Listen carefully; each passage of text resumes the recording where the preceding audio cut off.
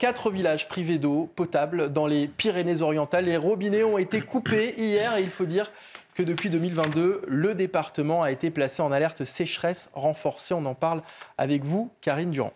Oui, certains départements manquent déjà d'eau et ça ne va pas du tout s'améliorer car le niveau des nappes phréatiques est bas, voire très bas, sur 75% d'entre elles, en particulier sur celle de la Champagne, du couloir Rhône-Saône, du Roussillon, de la Côte d'Azur, de la Provence. Alors il faut rappeler quand même qu'il y a deux grands types de sécheresse. Déjà, la sécheresse de surface, dite agricole. De ce côté-là, ça va beaucoup mieux.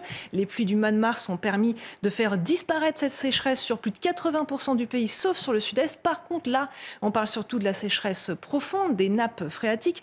Ça s'est très peu amélioré. L'eau ne s'est pas infiltrée assez pendant l'hiver et la saison de recharge pendant l'hiver, donc, est terminée. Et les prochaines pluies qui vont tomber en avril, en mai, en juin, vont en grande partie s'évaporer sans pénétrer dans le sol à cause de la hausse normale des températures à cette époque. Et il faut rappeler qu'il y a que 80% de l'eau potable que nous consommons provient de ces nappes phréatiques.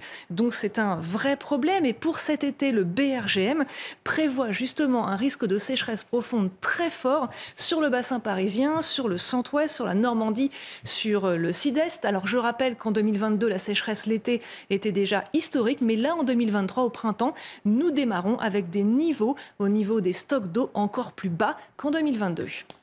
Merci beaucoup Karine Durand. Faut-il craindre un été dévastateur ?